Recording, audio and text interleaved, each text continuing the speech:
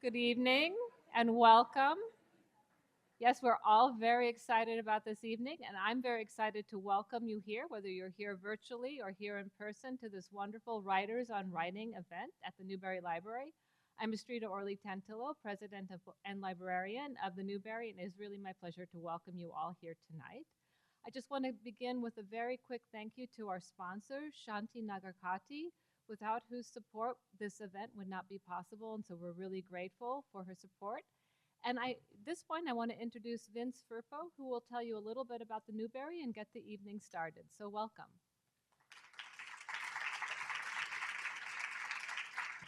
Good evening, everyone. My name is Vince Firpo. I'm the Vice President for Public Engagement at the Newberry, and I'm going to start with a little bit of audience participation. Yes, if you were on the live stream, I ask that you do this. Please raise your hand if this is the first time you've been to the Newberry or viewed a Newberry program. Fantastic. So I want to tell you a little bit about who we are. The Newberry houses a collection that spans more than 600 years of human history, and it encompasses 1.6 million books and 600,000 maps and 5 million manuscript pages and a whole lot of other things, which are very impressive numbers. But what does that mean for you? Our mission is to connect you with that collection and to engage you with the humanities. And we do that in a variety of ways. One of the ways is by hosting free events like tonight's. And I'm going to pause to have you mark your calendars now for the next Writers on Writing program, which will feature Jericho Brown and Robin Schiff. And that will happen in this room and online on Thursday, May 9th. We also mount free exhibitions, which are open to you year-round. And if you're ready to dig a little bit deeper and come face-to-face with Shakespeare's First Folio, or the papers of important writers like Nelson Algren, Gwendolyn Brooks, or Jack Kerouac, getting a reader's card at the Newberry is free, and it is easy, and our librarians are eager to help you start your journey in our archive. So speaking of those free exhibitions, we have two that are open now, and they will be open after tonight's program. We invite you to visit. The first, A Night at Mr. Kelly's, actually opened today, so you would be among the first to see it. I hope you'll stop by. The second is Indigenous Portraits Unbound. The exhibition galleries can just be found on the far side of the lobby. All of our programs, the reading rooms, the exhibitions are free thanks to the generosity of our donors. If you have not yet done so, I invite you to make a gift to the Newberry. We have a QR code on the table, or you can visit our website and click the donate button in the top right-hand corner. Following tonight's program, we will have a book signing with the speakers. If you've not yet done so, you can stop in at our bookshop and we have books for sale. We may still have a few copies of Hanif's new book, which comes out next week, but we got some advanced copies, so you might want to swing by there. Two important things I ask you to keep in mind. At the end of tonight's program, if you could just be patient and sit and let us get the speakers off and into the signing area and give them a moment to breathe before you line up, that would be appreciated. And just be mindful of the people behind you in line and don't take up too much time with your favorite author. We will conduct a Q&A at the end of the talk. We ask that you text your questions to the number you see on the screen, 833-899-3399. You do not need to write it down. It will be on the screen throughout the program. We use this so that both those of you in the room and those on the live stream can ask your questions. Writers on Writing is a collaboration between the Newberry Library and another wonderful organization in Chicago, StoryStudio Chicago. We're very fortunate to work with everyone at StoryStudio, and I see a lot of them in the front row, and I'm so glad they're here. I now have the privilege of welcoming New York Times bestselling author and artistic director of StoryStudio Chicago, Rebecca Mackay, to the podium.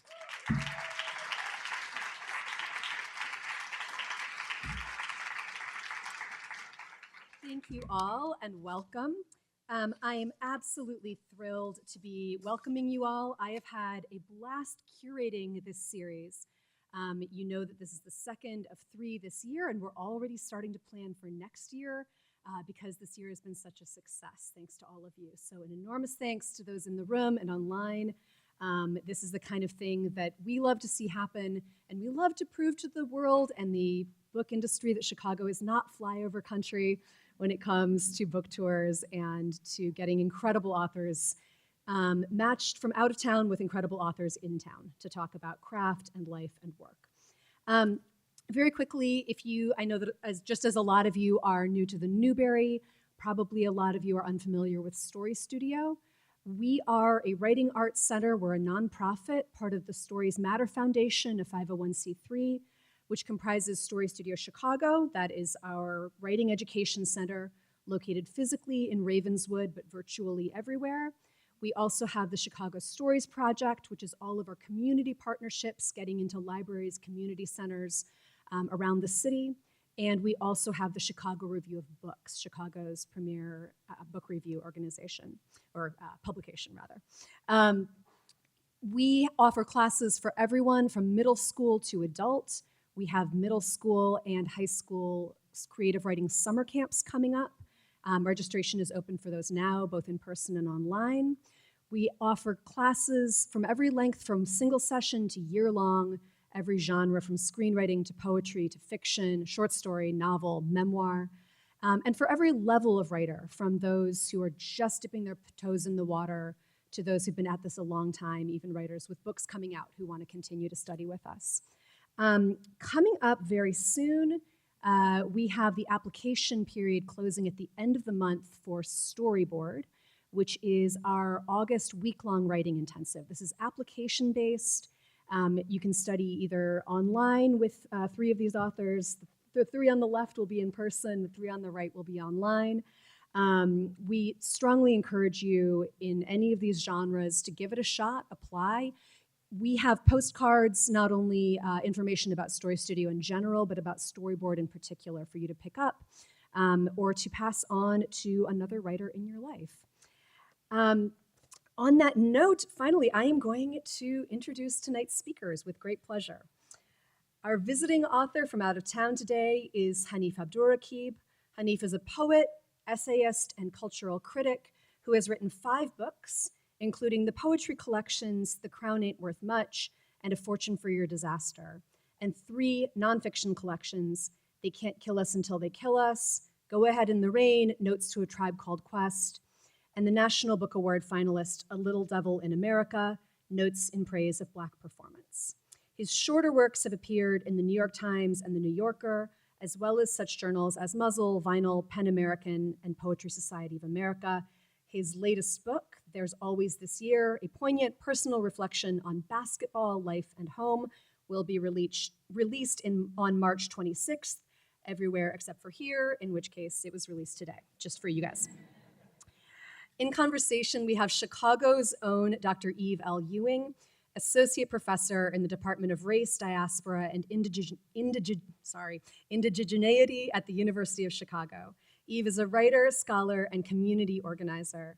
Her award-winning books include the poetry collections Electric Arches and 1919, the nonfiction work Ghosts in the Schoolyard, Racism and School Closings on Chicago's South Side, and a novel for young readers, Maya and the Robot.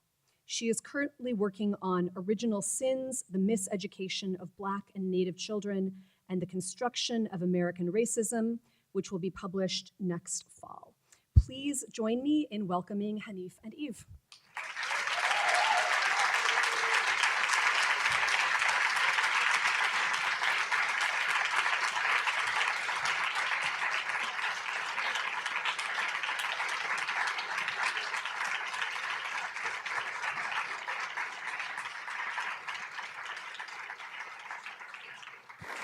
This actually is like a post-game conference vibe with these mics. Both teams played hard. Yeah, we did our best. We're just gonna try better next time. How are you? I'm okay. I'm happy to see you. I'm really happy to see you. I'm happy, almost like fractionally as happy to see everyone else, but I'm really happy to see you. I'm a little out of breath because we walked up the stairs. I just don't know y'all as well, but we'll get there. So this is kind of like a funnily timed conversation because the book, this is your first event. It's like a pre-tour. Yeah, it's my first event, and then I have one on Saturday, and then not the real ones, but like the ones wherein the book You is actually in the read. world begins on Monday. Yeah. What's your first event? Columbus, always. Okay. Yeah, Columbus on Monday. And then 2 readings back to back in New York on Tuesday, which is Okay. going to be. Is anyone here fasting for Ramadan? No, there's Yeah, there's shout out not to a that single person. Muslim in the And room. these- okay, Oh, great. So that's- I was like, that's alarming. yeah, this is like that's actually Islamophobia. Yeah. That's not. So, I was yeah. embarrassed. That's going to be a fascinating thing to do, like 2 back-to-back readings coming out. It's like Yeah.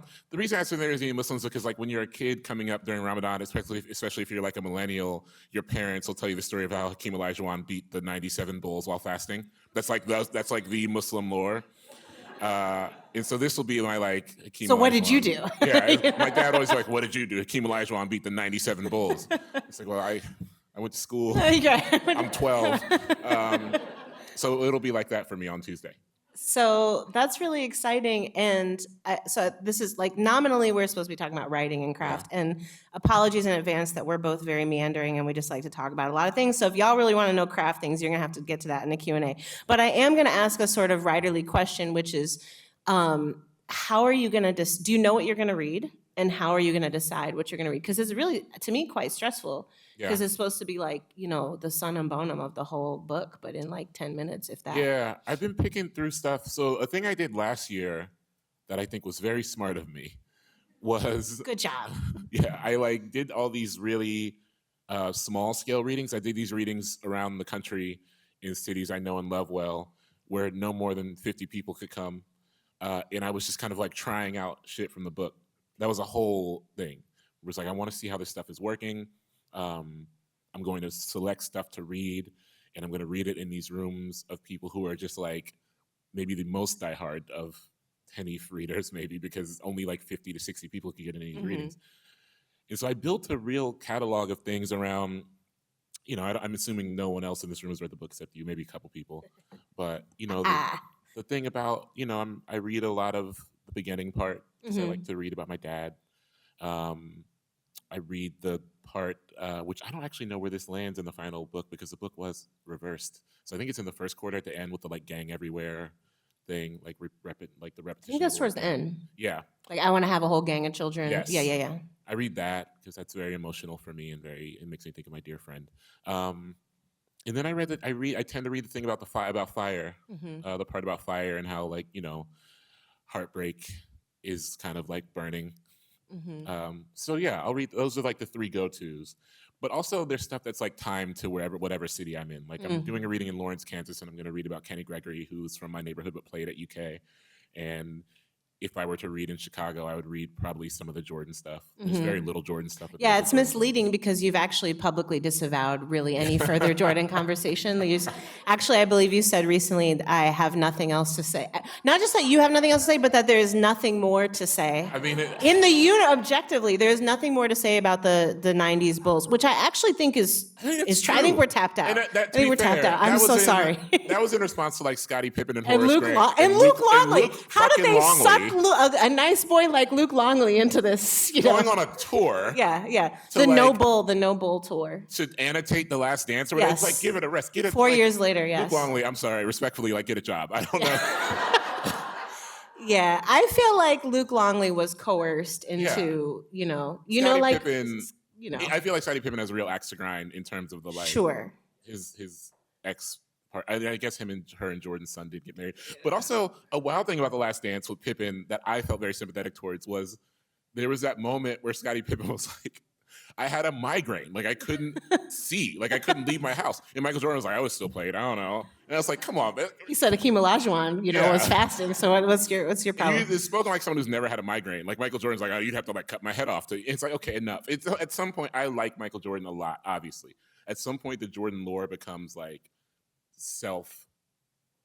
just ridiculous, like cartoonish. Yeah. Well, there's actually something there about like texts about texts about texts, right? Where The Last Dance is like a text about a historical event that we all lived through, and then that the way that was received was like not acceptable to them. So 4 years later, they're like, it's incumbent upon us, and it's actually sort of like taking away some of the work of writers or critics or storytellers. It's our job to do that, y'all. Like you don't get to, Yeah, but also, I like the idea of The Last Dance, and the revisions of The Last Dance is kind of like, I think about like mythologies as existing in order to be revised. Like, for example, you are in a field as a writer writing comic books, right? Like, the idea of the comic book as a form is not new, and of these heroes that have been presented to us in the form of a comic book are not new. And yet your work in some ways is to like revise the mythology for not even somebody. For present day, for somebody. Yeah, like, you know hopefully like for somebody.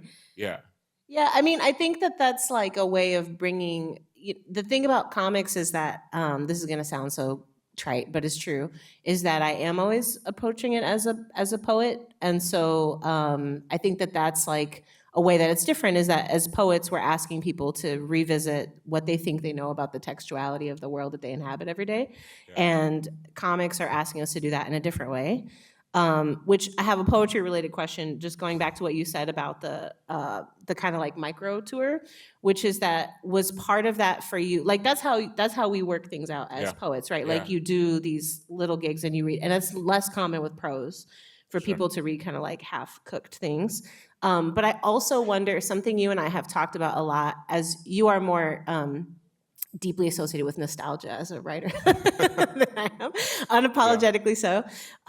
But you and I both have kind of like a nostalgia for a time as poets that we can sort of never return to, which is this like, nobody in the room knows us. They just kind of showed up and we're just, cheering each other on, and it's so intimate, and then like magical things happen. So did that happen again? Like, were you able to reclaim that in these smaller venues? Shows? I think I was reaching for it, but no. Because ultimately, I was hyper aware of the fact that there were people who were left out, by this. It made me, by the end, kind of feel like I was pursuing something selfishly, which, I think that there are ways that we pursue things selfishly that forward our craft or forward our approach. And I do believe those readings were special to folks who were in the room. But there was a part of me that's like, okay, I actually cannot go back to the version of myself. You said the thing was like, no one's checking for us. We'll check for us if no one else is checking for us. But there's like a line of demarcation. I mean, I think we maybe crossed over that threshold. I actually recently talked about this with the book release in New York for, what was my first book called? The Crown Ain't Worth Much. Where that felt like, oh, my experience. That's one of my favorite writer, readings of all time. Yeah, I mean, still, I think it's one of the greatest readings that's ever happened. And but objectively, still, my experience as a writer was different after that. It was like, oh, people actually care now. Right. People like lined up to get this book, and so. Do you want to tell the story of the reading? Yeah, we did a reading in this like little was it art space? It was very illegal. It was like it was very illegal. It was an art space. It was like a house that had some art on the wall. Yeah, in shit. Brooklyn. And people like Josie brought, it was like a box of Trader Joe's wine. It was just like it was a very illegal situation. And then afterwards, I mean, I guess I read the last poem of the night on the roof. We like went up to the roof because the time we were about to get kicked out of the spot. So I read the last poem of the night on the roof. And then we went out to the street to sell books out of the car. Because the owner kicked us out because he was really mad about the roof thing. The roof was not a... There was like a long line of people waiting to get books out of the trunk of my car. And I remember I walked out of that night thinking, okay, well, I think my life as a writer is different now than it was this morning. And so there's a way that, I say this in the book, and I think it's true. Nostalgia hustles us. Nostalgia is a real hustler because I think the only usefulness, there's a difference between saying, I don't have a problem with just sitting on my porch and talking to my friends about the good old days, the good old days, the good old days. But I think when it is incumbent upon me when bringing nostalgia to the page to try to elevate the idea and not just say, remember these good old days. Like there's a difference, I guess, between a page conversation and a porch conversation is what I'm getting at. And I think on the page, it's important for me to place nostalgia through a critical lens, which oftentimes means talking about loss, and talking about grief, and talking about the machinery of what we cannot get back, even if we want it back. But that's also your gift. I mean, I think one of your gifts is that you make us feel nostalgic for things that I have never been to a Bruce Springsteen concert, right? Like one of the earliest pieces of your writing that I was so enamored with is that you can trick us into feeling nostalgia for things that we ourselves, in fact, never experienced. But I have a related, so I told you before coming in, I was like, I have like two and a possible things that I for sure want to talk about. So I'm gonna hit one of them. Hearing it, It's I was the gonna make a second one is space joke. related. I was gonna Okay, make a I'm going to space tell joke, you now. but The second one is related to spades. hearing Okay, you say to an impossible sent it's like a chill triggering. through my I know. spine. Okay. Well, we'll get there. That's the second question. First question is: so in the beginning of the book, you have this line that I am probably going to misquote, but you say, "In this brief time together, I want to talk to you about love." Right, and so yeah. I'm quoting that back to you and. We have a big event coming up, which is for some people in this room, like a big event, if you're, depending on your interest, is we have this eclipse. And side note, poets love writing about the moon. Love Not it. enough eclipse poetry. No, For real, not at all. Not at all. I can't think of a great, and there's just, it's rich with metaphors. Yeah. So I think Last Dance, we're done. Okay, that's over. That's out for 2024, and also Moon Poems out, Eclipse in. Okay, Eclipse Poems so in, yeah. everybody start Yeah. thinking, what is your best eclipse prompt? But so I had to get these eclipse glasses, but I still have the ones that you got in Columbus? the ones I got in Columbus. So the last eclipse I looked was 2017, and I was visiting you in Columbus, Yeah. and Twitter was not yet a nightmare hellscape, and so I went on Twitter and was like, "Can someone in Columbus bring me some eclipse glasses?" And a librarian came and met me by Which your is house. so wild to me. And brought me these glasses. And there's also PSA, there's like hella fake glasses out there. And so you can, I do not want to burn my corneas off. And so please check that you have ISO approved eclipse glasses. That's my PSA of the evening. So the librarian brought me the legit glasses. And so this moment of these two eclipses allowed me to think about this. And so I had all these things I wanted to ask you about in terms of how you write about blank or think about blank since that time. But the first one that came to mind was love. And then it was so nicely evoked by that line in the book. Yeah. And so I wonder how you think about love. And the book is, I had this question about these two eclipses before reading the book, but then the book is actually very much about love. I think so. So how do you think about love differently than you did at the last eclipse? And how do you write about love differently? Yeah, I think this is my most romantic book for sure. I don't think it's yet been read like that. Well, not enough people have read it to make any judgments on it, I suppose. But it felt like the most romantic book to me, and I think it's actually because if there is something that's changed in this window of time, it's that I actually used to think that my cynicism was at odds with my romanticism. But I actually think they operate in tandem, which is simply saying that I do not trust or believe in the landscapes upon which love perseveres, and yet I believe that love must persevere. And so I think that leads to a kind of invention and reinventing the ways that I allow myself to be open to love in the depth of capacity that I have for love. And it allows me a multitude of ways to seek that. And most of them are through just thinking about it as this, I said this backstage, but I really meant it, thinking about it as this miraculous thing that none of us are guaranteed. We're not even guaranteed to be loved by the people who bring us into the world. Mm-hmm. And so the reality is no one beyond those people are guaranteed to love us. You know what I mean? And yet, some of us are fortunate. I live in the same timeline that Eve lives in, and we found each other and have managed to love each other.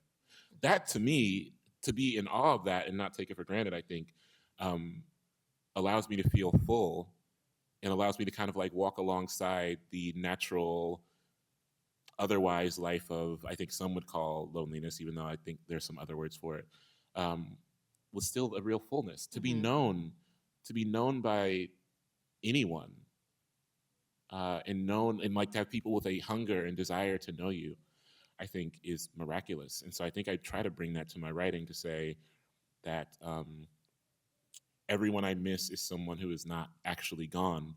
Because, so the other day I was listening to the new Ariana Grande record, and there's a song on there that I was like, I don't think sonically this isn't my landscape that I'm enjoying. I love this song, but I'm not drawn to it by something that I would love.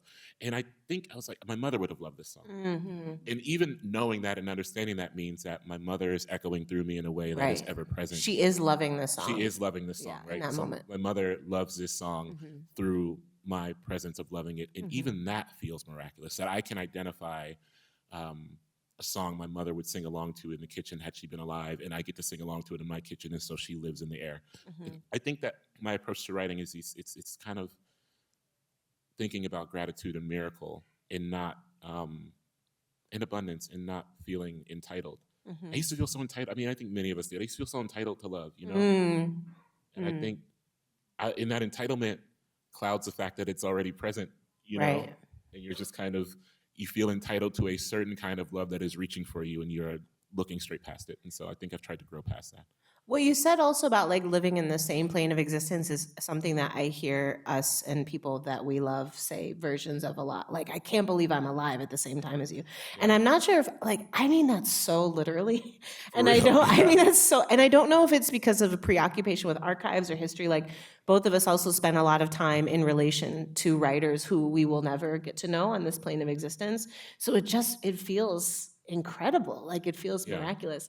But what you said about the simultaneous sense that love is impossible, but also that you have to strive for it all the time, also reminds me of a kind of radical politic, right? Of course. And I wonder how you're thinking about that in terms of other things like social transformation or justice or freedom, right? Or the end of settler colonialism, right? Like, how are you thinking right now about other things that are simultaneously perhaps impossible and we have to fight for them all the time? I think it's like decentering the self, right? Because like for me at least, like I don't fight for a better world because I need to see it in my lifetime. And we assume that we won't. Right? That's the whole thing. But I actually know that the world is untenable right now, and it is becoming increasingly untenable globally for many people who are not me, and who are. And I also think to be selfless is to rewire our relationship with what bravery even is. Like, I don't believe, for example, my parents were organizers, and they would organize against apartheid, right? Which meant that around my house when I was like a young kid, my mom and dad would have these like old buttons that would say, you know, end apartheid now. And I remember being really young and it being like, what does that word mean? And my parents explained it to me, as you would a child, but with enough information for me to understand that, and they framed it as such, that their fight against apartheid wasn't for them. It was because it is righteous to be in any form of solidarity with an oppressed and occupied people. That's not brave. That's just, that's fact. And so to say, like, to even say, I don't believe in the fight to make a world better as bravery, it's just a requirement. You know, it's a necessity. That allows me to decenter myself too. And I think that allows me to be more loving in that approach. You know what I mean? Because I'm not like patting myself on the back for, you know, I don't know if, well, I don't know. I don't really know anyone in here, but every year a group in Columbus I organize with called E-Letters for Incarcerated Muslims, we do a webinar where folks join us and we write letters to incarcerated Muslims for Eid in Ohio, incarcerated Muslims in Ohio. And every year we refocus on the same thing where it's like we're doing this out of necessity. And we don't actually, if there were a way to do this on our own without like making it an event, we would do that. Right. But we need more people. Right. And all of this is out of necessity, which doesn't mean you can't feel good, bring a good version of yourself to the work, but it means that you are actually operating against a dehumanizing system, and to be in operation against that is not brave. It is what needs to be done. Do you, for that reason, I really struggle with terms like artist activist or artist. Yeah, those people are like, my art is my activism. Yeah, or just, well, certainly just that. like Hamilton. Well, certainly that. Love the Hamilton. I mean, I've seen it. Also out for 2024. Certainly that, but I even mean like people. People will often describe me as an activist. People might describe you that way, right? And that's not. I don't have a problem with that, but it's not a term that I would use for myself for that reason. Is that something that you struggle with, care about, have a stake in the ground about that kind of description, or do you think about that? Well, I feel like when people use labels on us, right, we're invited to kind of, like, that's like an opportunity for a referendum. Sure. And sometimes that feels productive and sometimes it doesn't. So you and I, for example, are both like not that interested in talking about genre stuff all the time. But I think about somebody like Safia, our good friend Safia Ahila, who I every year assign to my students her essay in Harper's Bazaar about like what to call herself, right? And so I think sometimes the question of what to call yourself feels immaterial, and other times it feels important. For me, it mostly feels like not that important, but I just, in this particular instance, like if people want to say artist activism or things like that, but to me it's like the urgency of trying to be alive. Sure. And so I wonder how you think about that, or if it's immaterial to you. It feels immaterial. I love June Jordan. I love June Jordan so much. I mean, like there are on the, not that I have like a Mount Rushmore of Black women writers, but if I were to, I feel like it'd be Hypothetically. it'd be like Jordan, Naylor, Mm-hmm. obviously Morrison at the center. Mm-hmm. I don't know how many people are on Mount Rushmore because I never really looked at it. 4. Yeah. Well, this is your version, This so is we my can version, so do it could as be many. endless. Yeah. Miss Brooks. Yeah, for I was sure. waiting for. There was a tension in the room of Yeah. if Brooks was going to make it or not. Yeah. But I love June Jordan, and I love June Jordan because she was so clear on what her work was doing. Yeah. So, like for me, if June Jordan says my poems are a form of activism, that's actually Sure. true. Sure. Like I will buy that from you because I've read All Apologies to the People in Lebanon, and I've read Poem About Police Violence. There's a version of June Jordan reading a poem about police violence there's that documentary that's like her and anyway, but it's so startling and because I don't know if anyone's seen June Jordan read before. The way she reads is like stunning, but I'm not that.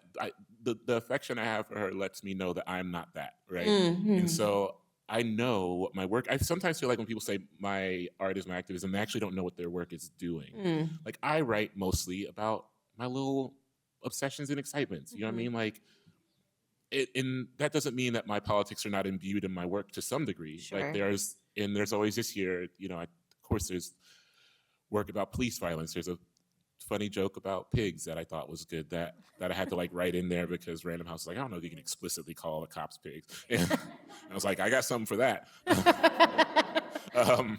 All this shit is like imbued in the work, but I also I can't self-satisfy, like push There's Always This Year to the center of the table and say, that's enough activism for today. Right. When in fact, I live in a city that requires me. And I was also politically organizing before I wrote anything. Mm-hmm. And so it would be a weird betrayal for me to be like, well, now that I write, the writing is doing the work. But it's because I know what my work is doing. And it's because there's actually a blueprint of writers who were like living their radical politic on the page. Like I look at June Jordan, it's like the way that June Jordan was, or Diane DePrima, like these folks who were living a politic on the page that was actually galvanizing people towards real action. And that was dangerous. Yeah. Like these folks their work was dangerous. And I think that I can be way more dangerous off the page than I could ever be on it. And to know that, and to, particularly where I live, and to know, like, it's one thing for me to say, well, I live in Columbus and my face is on a mural. And I'm always, I'm like, it's another thing to say that, okay, that means I have power. That means that city council, if I walk up in city council and say, y'all are corny for not calling for a ceasefire, then that's going to be on the news. Mm-hmm. Mm-hmm. That is more useful than me being like, I'm just in my house writing and that's it, So Right. to have an understanding of the power one wields is, I think, vital. And I wield more power off the page than I think I could on the page. Man, two roads diverge in a Yellowwood, and one of them is me wanting to talk about Pan America and their letter, and one of them is me wanting to talk about June Jordan. And I'm going to take the June Jordan route. So I think the other thing about June Jordan is, for me, like saying something like I must become a menace to my enemies is actually like a political, I actually think that's like the one quiz I want to give to everybody that I know, like either you are or you aren't, and not in a kind of like ideological purity test way. But I think there's also something to be said about like actually trying to articulate an ethos that people can live towards. And like understanding who your enemies actually effectively are. Right. Which I think a lot of us can, myself included, there's some slippage there. Sure. Where it's like, my enemy is the mayor of Columbus, very truly the mayor of Columbus. Is this being recorded for Mayor Ginther? It is. Hopefully he's watching, yeah. Mayor Or Ginther, they, I don't know their I gender. will like never not be on your ass. Yeah. Anyway, but also like I feel like that rage can be channeled in misguided ways, which I think, you mentioned like the horrific downfall of Twitter, where it's just like, now you're just like screaming at a person. You know what I mean? Like you're mad about the immovability of a rando. Yeah. You know what I mean? Like you're just like the rage that you have that is systemic. You're mad at Joe Biden, perhaps what you're like yelling at a person on their couch, right? Who may also be as angry as you are and just articulating in a different fashion. You know what I mean? Right. And so that's to be able to say I'm identifying my enemies. But I think also a project of the book the joys. This year, Which also is about enemies. A lot actually opens by talking about enemies. But it's also about the like malleability of the enemy, right? Which is like, right. My father has sometimes been my enemy, but also I love him deeply. And we can, to say we are to talk about our enemies has to be to talk about the kind of transference of like the enemy becoming the beloved. Yeah, and the intimacy of enmity. Intimacy of an enemy, yeah. right? Like, to know someone. I have a friend who claims that he really dislikes Taylor Swift, right? He's Personally. Like, no, I mean, I hate the Swifties, I hate Taylor Swift, and he spends all this time like. Sounds like you're talking a lot about Taylor Swift. You are a fan. Yeah, right, you know right, what I mean? Like, this is what a fan does. Yeah. You know what I mean? Like, you are. Fan is short for fanaticism, right? Yeah, unknowingly. You're fanatical. Like, you are spending so much time on Taylor Swift. You're spending more time on Taylor Swift than like actual Taylor Swift fans. Yeah. So the amount of energy you put into something is a tool of affection. You know what I mean? For sure. Yeah. What time is it? How are we on time? I don't know. So I'm an hour, this is not actually this. I'm an hour off because I'm in a different time. I haven't switched. You're on erroneous standard time. Yeah, I have like it's correct standard time. As that's what those abbreviations but stand we for. didn't figure out where this time zone ends.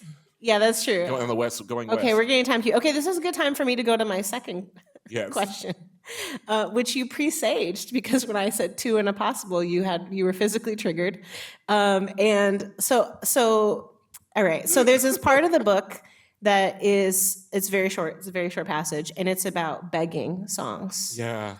The genre of begging songs. I love a begging song. Which I don't think you include Ain't Too Proud to Beg as one of the ones you talk about. But, so begging, right, like, Boys to Men, they have a lot of begging songs. I mean, they have a lot of interludes where they're literally begging. They're literally like, begging. We're not going to sing for 5 minutes. We're just going to say, like, please, girl, right? And what are some, you mentioned Otis Redding, the best begging song crooner of all time. Yeah. I mean, he was down horrific. And the Soul Children's. Does anyone know the song Don't Take My Sunshine by the Soul Children?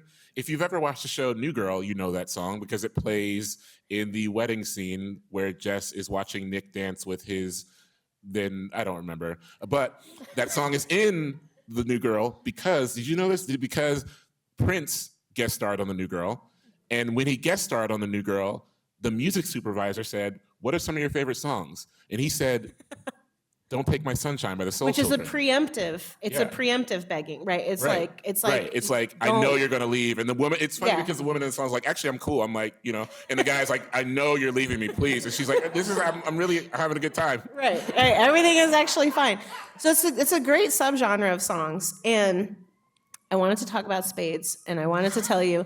So I have an undue reputation in the literary community as a questionable spades player. And when I say this is undue, I want to just name a couple facts. Number one, there is a literary luminary who we are both friends with who is objectively worse than me, and that is Clinton Ward Smith III. Well, yeah. Clint Smith, if you're watching this, worse than me. Secondly, there's a selective memory that happens where I have had actually some great spades victories that never, I'm just telling you, that never enter into the record. But I want to tell you a couple things that have happened that have changed my relationship to spades. Number one, so our other good friend, Nate Marshall, who's also a Chicago writer, he made a critical error and he said out, speaking of being loved, he said, the reason Eve is bad at spades is because it's antithetical to the way her brain works. Yes, I remember this, right. He then said, it's the only kind of books Eve Ewing can't make. And I was like, you know what? You're rude and disrespectful. But when he said, I know, right? It'd be own. But when he said the brain thing, I actually felt deeply loved. I was like, wow, I'm so known by this person. Yeah, which I think that's also true. Well, but then it was a bad move because then I was like, oh, it is true. And now I know how to be better. So the thing is, he's like, oh, she likes to focus on all these 20 things at the same time, but that's not good. Okay, so that's the first thing. That was the first revelation. Second revelation. You know the writer Naila Orr? I do. So Naila and I had a legendary spades game. I mean, we played. Where, is she in Vegas still? Yes, we were in Santa Fe, and we had a spades game. I'm not gonna say who we were playing against. We were playing against some other Black women writers. The game, we beat the brakes off them. I'll tell you later. We beat the brakes off them so bad that one of them, at the end of the game, exited and got down on her knees. She had a bonnet on, too, so it was very dramatic. got down on her knees and prayed to Jesus Christ that she would not murder us in cold blood. Because she was like, Lord, give me the strength to not kill them, because she felt that we were chronically underbidding. We were conservatively bidding. Sure. And she was like, that's not spades. That's not a strategy. I was like, but you lost. So that's the second thing that happened. Third spades revelation is 2 summers ago, you came and visited. Yes. We were teaching this, my Ta-Nehisi Coates and I co-taught this class for Howard Two students. summers ago? In the sense that it was not the most recent summer. I really would have said last summer. Yeah. Summer 2022. Yeah, it's 2022. And you came and visited and you met with our students. They were so lovely. It was so great. And it was like writer summer camp. Wonderful. And it's all these Howard students, and they couldn't, not one of them could play spades. Okay? Yeah. And my esteemed co-teacher, a well-known Black intellectual, also can't play. Can't play. I've heard this. Yes, Yeah. can't play. And so I was like, oh my God, it's my cultural duty to teach these kids how to play spades, which is a terrible situation when all your friends clown you for being. And so I was like, well, but now I have to teach it to them. Now you're the elder. You're like the village elder. Yes. And so I did a lot of consulting with friends. I did a lot of research. I did a lot of thinking. And in having to teach them, as is so often the case when we're teaching things, in having to teach them, I suddenly understood things about the game that I had never previously understood.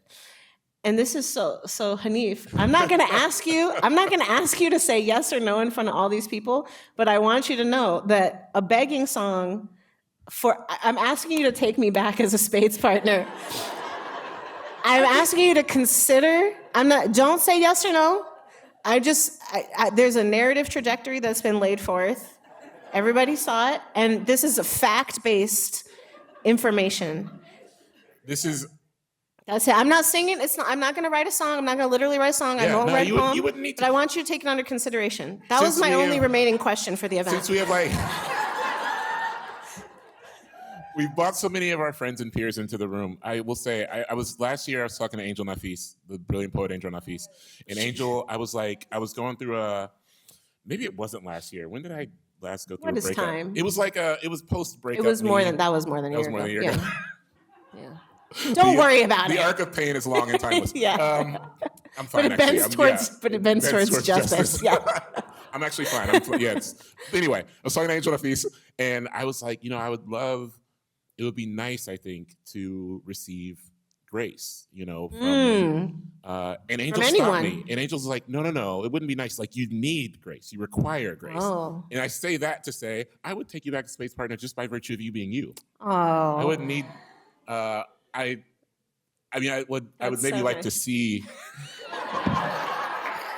proof of concept of it, yeah. Just by virtue of you being you and the fact that I love you, I would take you back into the fold of space. Well, I will say I'm so relieved because when you brought up Angel, that's not where I thought. Angel's first in line to clown me for my spades game. True. Yeah. She's second or third, but she's in the top 5. So I thought it was going to be I was talking to Angel. We were talking about how much you suck at playing cards. So I'm glad that's not where the conversation went. But I appreciate you for that very much. And I also think your grace has been evidenced by the many times that you continued to be my partner, even after so many things went so badly so many times. And actually, in preparing this question, I realized that I have, there's a lot of faces and moments in my life that I don't remember, but there's a particular renege that I can see. Your face is seared, the look of shame and horror on your face. Coming back to me in a very touchable way. Okay, well, let's leave it. This is probably a great time to go to audience. Will say this, okay, though. Okay. Sorry, I mean, I think I know y'all are what? Devotion. So to bring this back to craft. To Christ? To craft. Oh, to craft. Everyone should read We Should Make a Movie About Spades by Terrence Hayes. Yes, that's a craft topic. There you go. Craft topic. Yeah. But also, I think the practice of I'm very good at devotion. I've committed myself to just broadly. When Johnny Cash first started writing songs, he was like, I'm going to write songs about 3 topics. Does anyone know this story about Johnny Cash? So I'm going to write songs about 3 topics: love, God, and murder, right? That is... And by golly... And he did it, right? For 50 plus years, his entire oeuvre, right? But he was like, but the idea is these are my themes under which I can fit other motivations, right? early on, it's like mine are going to be grief, place, and devotion, and really honing in on devotion, which is to say, like from a craft standpoint, devotion is the one that lives most internally and externally, whereas like if I'm in pursuit of something, I am really in pursuit of something, but also on the page, I'm examining devotion, but also in my personal life with my friendships and the people I care for, there is an arc of devotion that I refuse to kind of let fall short of where I would like it to be, which is infinite. And so that is, I remember that. I remember I remember every. You could not be. I was going to say you might be remembering a different one than me because there are many. I remember all of them, unfortunately. Oh, gosh. But that does not like. But my devotion is not to Eve, the spades player. My devotion is to Eve, the full person who happens to play spades every now and then, which folds into my larger like craft concept of being alive. Oh, wow. Well, we all heard it. Everybody heard it. So I'm really glad and really thankful. My two and a possible. The first was about love. The second was about spades. My possible was, this is like a yes or no question, and then we'll go to the Q&A. I apologize. But I recently have been listening to a lot of Billy Paul songs. Yeah. And Questlove allegedly said that Billy Paul is like underappreciated and should be considered in the same breath as Marvin Gaye or Stevie Wonder. Okay, I said that in my household, and my partner had that response as well. And so I wanted to ask you your professional opinion. It has been now Billy Paul is from Philly, yes, and Questlove is from Philly, so that could be inflecting the answer. Billy Paul's very good. Yeah, would you say at least underappreciated? Deeply Underrated. underappreciated. Yeah, and yeah. I would actually even. I would be okay with the Marvin Gaye. The thing that people don't remember about Marvin Gaye is he had a lot of bad songs. Like a lot of begging songs. A lot of begging songs. Yeah. Like Sexual Healing is a fucking awful song. Oh, man. All those like doctor metaphors that are just like. That's pretty bad. And Midnight Love is like a bad album. Marvin Gaye has made some. I like Here My Dear like conceptually, but it's not a great record. And so like I could put Billy Paul, but like Stevie Wonder. Stevie Wonder is a hard. No. I mean, you can't. Those 70s, the 70s are the 70s with Stevie Wonder. Like Songs in the Key of Life. When you get to heaven, I believe, the gates open and God is like, have you heard this album? Right. Can you believe this? Right. He played all the instruments. You're like, are you God? Wow. No one's Stevie Wonder. No, yeah, that's like, unfair. You know what? Everybody, we have our hot take moments. And I feel like Questlove he can really tend to drill down on the kind of, but he also Marvin Gaye, yes. You think he was just talking? He was just talking. Yeah. With Stevie Wonder, he was just talking. I have met him only once, and this was before I had this thought about Billy Paul. So that if I am to encounter Questlove again, I'm going to ask for clarification. Yeah. You can tell him I said Stevie Wonder, and no one is Stevie Wonder. He probably doesn't remember saying this. But you know who does remember the estate of Billy Paul, who has it prominently quoted on the website. I mean, this was a big. They really, his relatives were like, ooh, so and the video. There's a video where he said it. The link is dead. Oh god, It's like when someone says something good about a writer's book on Goodreads, and they're like, oh wait a minute, that's a blur. Someone. Oh yeah. Well, I didn't want to name. Yeah. Okay. Well, there's a person. Anyway, let's go to audience. Let's go to audience questions. Well, that was fantastic. Thank you. Thank you. We have a lot of questions. Many questions about music. Yeah, they have it like on an app. And also, I just want to say, people had to enter them, and then they. Yeah, we've gotten many. If you have questions, you can still send them to the number 833-899-3399. But can we just say, as you're curating the questions, we are open to questions on all topics. For sure. Well, we've got a lot of topics about music. And sports. Everyone wants to know your opinion about sports. But I'm going to try and start with a craft question here. Okay. So there's a question here about when you're writing and you have a collection of things, does sometimes something start as a poem and shift over into an essay? Does it start as an essay and maybe shift over to a poem? And how does that work for you? Yeah, I can answer that, and you can answer it. I guess that's what you meant when you looked at me pointedly. Yes. So we say a really annoying and unhelpful thing, or poets say a really annoying and unhelpful thing, which is, oh, it wanted to be this, right? Like I started writing, it wanted to be a poem, it wanted to be a story. And I've often tried hard to decipher what we actually mean by that. I think what it means is that the way, I kind of alluded to this earlier, that like part of what we're trying to do in writing something is to evoke an idea or a feeling, and it has to be the version that you are filling in for yourself. So when I write a poem about my dog, which I never have, but could happen any day. What I'm actually trying to do is make you feel something, maybe about your dog, maybe about love, maybe about yearning. And I'm trying to invite you to fill in your own experience. And you have a rough heuristic in your mind of what that thing is, and you start trying to write it one way, and it becomes clear sometimes, if your heart is open, that some other structure would be more amenable to that. And I think one difference between maybe Hanif and myself and some other writers is that we both lack a lot of formal training, or like any really much of any formal training as writers. And so I think that means that maybe that makes us less like, I'm a fiction, like we never went to a fiction program or a poetry program or a whatever. So that maybe I would invite people to like open your heart to the possibility that the way you envision telling the story, it might want to be a film. It might want to be something you've never done before, and maybe you can figure out how to do it. So that's how it works for me. I don't know if you I have nothing to add except that was perfect. I mean, my favorite Baldwin book is The Devil Finds Work. I don't think it's his best book, but it's my favorite book because he's not a movie critic. He's just like a dude who was interested in this thing, and then he pursued it the way he knew how. And I think that's the ethos for me. There's a question in here about activism. You both talked a little bit about that early on. Yeah. And the question is, does your visibility as an author, as a person in the public sphere, limit your ability to do that kind of work? No, it enhances it for me. I mean, I mentioned that earlier, but like for me, yeah, it allows for things that, I'm distinctly aware of, and I think very honest with myself about the power I wield in certain places. And I think that's the first step to actually enacting some change on the ground when you can.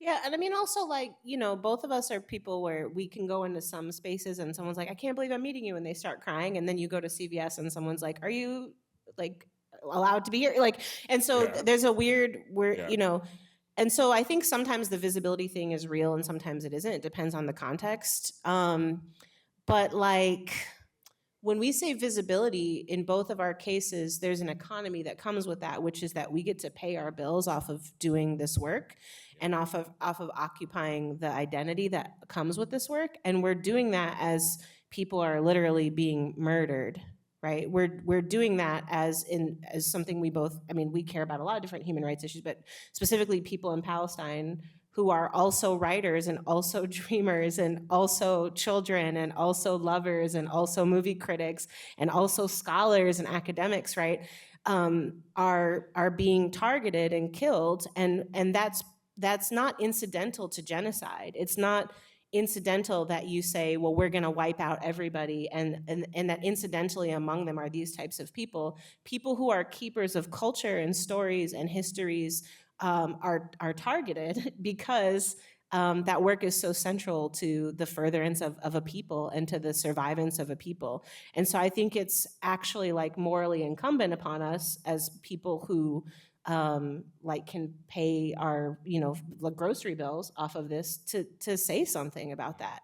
And I think that there's that can become a whole rant, but I think that there's a lot of like ways in which sometimes artists try to occupy a politicized view of art when it's convenient for them to do so, but then like recede into the background of like it's storytelling and togetherness and humanity when it's no longer convenient to do so. And that's like immoral to me. It's unethical. And it dishonors a long history of resistance art that is global. Right. Where there were actual real things being put at risk, like the people in apartheid South Africa who ran Shifty Records and put out those records in the midst of that like recording studio being targeted and bombed, or Darwish and all these poets. Before this, I was talking about the Enemy of the Sun, the Palestinian resistance poem and poetry anthology that I got back in 2011. It came out like in the 1960s, right? And so it dishonors actually, and what I love about that is that in that volume, yes, it is poems from Palestinian poets saying, I am under occupation and this is how my life is reflected under occupation, but it's also just poems like, I rolled over today and my beloved was still here. And it really dishonors a long arc of resistance art to selectively place oneself in that lineage and then step out of that lineage when it is appropriate. It dishonors folks who actually made art under literal siege. I'm typing stuff in my home that is not under siege, in a neighborhood not under bombardment, in, really with food, with yeah. water, like with access to things. Mm-hmm. It's Ramadan right now, right? And so like it's a really good time for not just me, but I think all of us, but for me, as someone who is my Muslim faith is like, this is the thing I do, but nonetheless, but I would say the Ummah, like broadly, it's a good time for the collective to consider what sacrifice is and how your ideas of sacrifice are actually just benefiting your own ego and not benefiting anyone beyond that. And so to actually understand what it took. Yeah, I'm sorry going on. No, you're fine. We're talking about I don't know if anyone knows Riyad Awad, who was a musical engineer in Palestine during the first Intifada, and he recorded like field recordings on this album that just got resurfaced and re-put out called Intifada 1987. It's amazing. He built the equipment to record this stuff in his home. Built it. There was nothing like this. There was no way to record field recordings like this. And he built the machinery to record it and then recorded an album with his sisters in his home. And for that, when it got distributed on cassette tapes, he was beaten and detained and tortured for years. And this dude was a genius. And the best years of his life were taken because he created something in pursuit of his own genius. And so I'm actually not that interested in any artist who's perhaps inserting themselves when it's appropriate into quote unquote resistance art, because the stakes are too high. Mm-hmm. And there are people who have paid with their lives. You know what I mean? Like the stakes are too high for this kind of selective meandering in and out of these spaces. And for me personally, I'm like, if you're out, that's cool. You know what I mean? Like that's right. Do your thing. But it's no time for the cosplay. Mm-hmm. Mm-hmm. So I'm going to end with one last question. I don't know if this is an easy question or a hard question, because I am not a writer. But do you have a favorite word? What is it and why? A favorite word? Do you have a favorite word? What's your favorite word? Maybe it is a hard question. It's not for me. I like the word moist because... Because you're a hater and an agent of chaos? No, because it's one of the few words that, like, I think it sounds, the way it sits in your mouth is the way it feels in the world, right? Yeah, yeah. And the way, like, I like vowel sounds, and that has one of my favorite vowel sounds, which is like an OI combination. Mm-hmm. And I like the flexibility of a long I sound. The singer Mareba has a song called Writer that I love. Oh, I love that song. Actually is like a really good craft point to think about how like vowels, because the chorus relies on these kind of transmitted sounds of these O's and I's specifically, and the words don't actually rhyme that effectively, but the vowel sounds link them. Or like how Whitney Houston and I Want to Dance with Somebody stretches out the long Y so that it flows into the next I. That's how, like a craft point. So I like those long vowel sounds, and moist has the kind of OI, which is really cool to me. Okay, I'm going to answer with a sports story. So I played middle school basketball. Sure. And it was the 90s in Chicago, so this was required to live. You had to play basketball. So I played middle school basketball, and I'm not a good basketball player. And my team went to City. And we got to play in a big high school gym. Yeah. It was a big deal. And when we were and we were like much smaller than the other team. And when the game was about to start, my coach said, these girls aren't better than you. They put their pants on the same way as you every morning, one leg at a time. And I do not remember who won the game. I do not remember who the other team was. I remember that phrase because I thought to myself, like 13-year-old me was like, what an amazing idiom, right? Like they put their one leg at a time. And so I think that I'm actually most entranced by words that allow me to return to the like naivete state of learning language that way, which is mostly words in other languages. And so there's some words in other languages that I go to first. So I usually think of the word poche before the word pocket. And it's just a great word, It is a good word. So there are certain words in like French or Spanish or Japanese that I think of before I think of the English word, and I kind of like cherish those words. And I think it's because they return me to this state of like not really not fully understanding or like having a naive relationship to language. Can I ask something?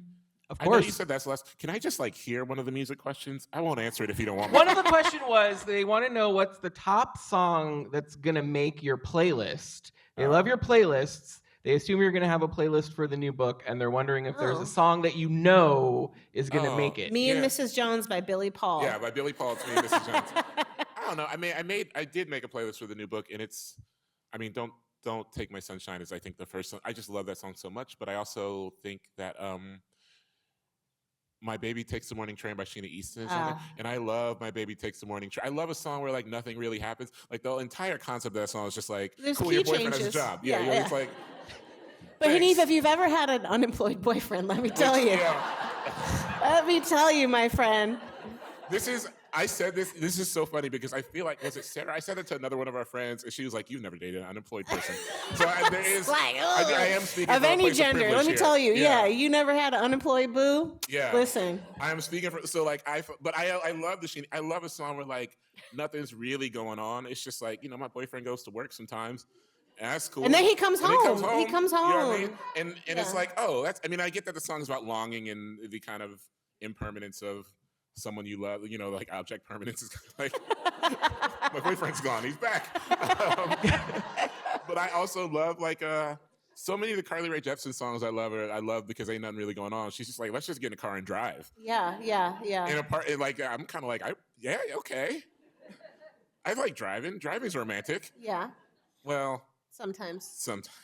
Depends on, gas is pretty expensive. Expensive, yeah. Thank you for asking that, though. Of course. Yeah. Well, let's have a giant round of applause for even Hanif. Thank you.